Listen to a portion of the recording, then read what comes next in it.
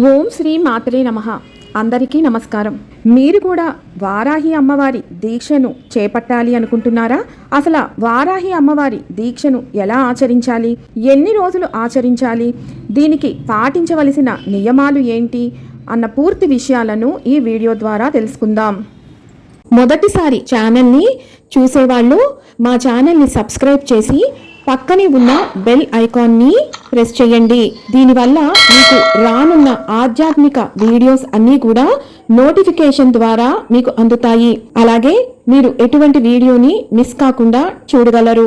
మా వీడియోస్ మీకు నచ్చినట్లయితే లైక్ చేయండి, షేర్ చేయండి.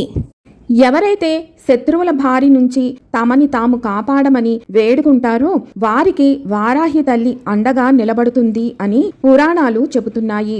దేవతలు రాక్షసుల చేతిలో తమను తాము కాపాడుకునేందుకు అమ్మవారిని ఆరాధించగా అంధకాసురుడు, రక్తబీజుడు, శంభు, నిశుంభులను సంహరించడానికి వారాహి తల్లి అవతారం ఎత్తారు. తన వజ్రాల వంటి కోరలతో శత్రు వినాశనం చేశారు.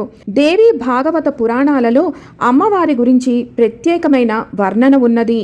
పురాణాలలో వారాహి అమ్మవారి గురించి అనేక ప్రత్యేకతలు ఉన్నాయి. అందులో దుర్గాదేవికి ఉన్నటువంటి 7 స్వరూపాలలో వారాహీదేవి ఒకరు. అమ్మవారికి సప్త మాతృకలలో ఒకరిగా కొలుస్తారు. దుష్ట శిక్షణ, శిష్ట రక్షణ కోసం అమ్మవారు ఈ అవతారం ఎత్తారు. అమ్మవారు యుద్ధ స్వరూపిణి, శత్రు వినాశినిగా పేర్కొంటారు. వరాహ ముఖము కలిగినటువంటి అమ్మవారు దేవతల సర్వ సైన్యాధిపతిగా పురాణాలు పేర్కొంటున్నాయి. వారాహి అమ్మవారు 8 చేతులతో ఉంటారు. ఆమె అష్ట హస్తాలలో పాశం, నాగలి, శంఖము, చక్రము వంటి ఆయుధాలను కలిగి ఉంటారు. గుర్రము, సింహము, పాము, దున్నపోతు వంటి వివిధ వాహనాల మీద ఈ తల్లి సంచరిస్తుంది. అమ్మవారిని భక్తితో, శ్రద్ధతో, దీక్షా తత్పరతతో కొలిచినట్లయితే అమ్మవారి ఆశీర్వాదం లభిస్తుంది అని పండితులు చెబుతున్నారు. మరి వారాహి అమ్మవారి దీక్ష ఎలా పాటించాలి, ఎప్పుడు పాటించాలి అంటే వారాహి దీక్షను జ్యేష్ఠ మాసం చివరిలో గాని ఆషాఢ మాసం ప్రారంభంలో గాని పాటించాల్సి ఉంటుంది. ఆషాఢ మాసంలో వచ్చే గుప్త వారాహి నవరాత్రులు 9 రోజులు కూడా ఈ దీక్షను పాటించవచ్చు. ఈ దీక్షను 11 రోజుల పాటు పాటిస్తారు.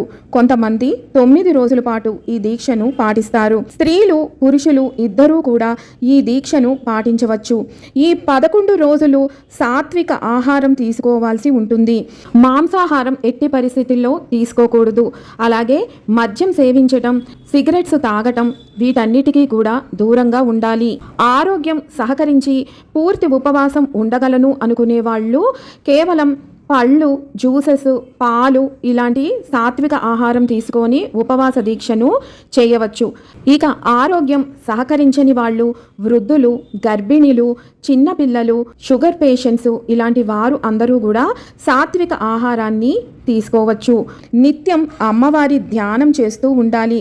అమ్మవారిని 2 పూటల ఉదయం, సాయంత్రం తప్పనిసరిగా పూజించాలి. ప్రత్యేకించి అమ్మవారు రాత్రి దేవత కాబట్టి సుమారుగా 8 గంటలు దాటిన తరువాత తప్పనిసరిగా అమ్మవారి పూజను నిర్వహించుకోవాలి.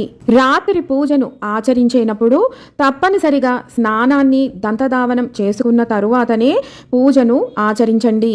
ఈ దీక్షను చేపట్టేవారు తప్పనిసరిగా ప్రతిరోజు కూడా తలస్నానం చేయాలి. అలాగే చెప్పులను ధరించకూడదు. మీరు బయటికి ఎక్కడికి వెళ్ళినా సరే చెప్పులు లేకుండానే నడవాల్సి ఉంటుంది. ఈ దీక్షను చేపట్టే రోజులలో మీరు పసుపు రంగు వస్త్రాలను కానీ, ఎరుపు రంగు వస్త్రాలను కానీ ధరించాలి. మెడలో కండువాను వేసుకోవాలి. అలాగే ఈ దీక్షను చేస్తున్నన్నాళ్ళు కూడా నేలపైనే పడుకోవాలి. బ్రహ్మచర్యం పాటించాలి. దీక్షలో ఉన్న సమయంలో జుట్టును కత్తిరించటం కానీ, షేవింగ్ చేసుకోవటం కానీ, గోళ్లు కత్తిరించటం కానీ ఎట్టి పరిస్థితుల్లో చేయకూడదు. అలాగే ఇతరులతో పోట్లాడటం కానీ, అబద్ధాలు చెప్పటం కానీ, కోపావేశాలకు లోనవటం కానీ చేయకూడదు.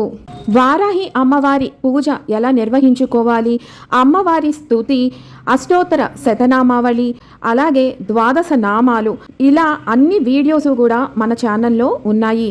వాటి లింక్స్ నేను కింద డిస్క్రిప్షన్ బాక్స్లో ఇస్తాను. ఈ దీక్షను చేపట్టిన వారు తప్పనిసరిగా ఆ స్తోత్రాలను పఠించండి. అమ్మవారిని ఈ రకంగా దీక్ష తీసుకొని పూజించటం వల్ల మనలో ఉన్న కామ, క్రోధ, లోభ, మోహ, మద, మాశ్చర్యాల నుండి మన మనస్సును, అరిషడ్ వర్గాలను జయించవచ్చని పురాణాలు చెబుతున్నాయి. అమ్మవారిని కొలిచినట్లయితే శత్రువుల నుంచి మిమ్మల్ని మీరు కాపాడుకోవచ్చు. అలాగే మీరు తలపెట్టిన ప్రతి పనిలోనూ విజయం సాధించే అవకాశం ఉంటుంది. వారాహి అమ్మవారి దీక్షకు సంబంధించి మీకు ఇంకేమైనా సందేహాలు ఉంటే కామెంట్ సెక్షన్లో రాయండి. తప్పకుండా నా యథాశక్తి కొలది మీకు సమాధానం ఇచ్చే ప్రయత్నం చేస్తాను. విన్నారు కదా, వారాహి అమ్మవారి దీక్ష ఎలా చేయాలి, అసలు ఈ దీక్షకి కళ నియమాలు ఏంటి, ఎప్పుడు ఆచరించాలి అన్న పూర్తి విషయాలను మరొక వీడియోతో మళ్ళీ మిమ్మల్ని అందరినీ కలుసుకుంటాను. సెలవు మరి. సర్వం ఈశ్వరార్పణమస్తు. స్వస్తి.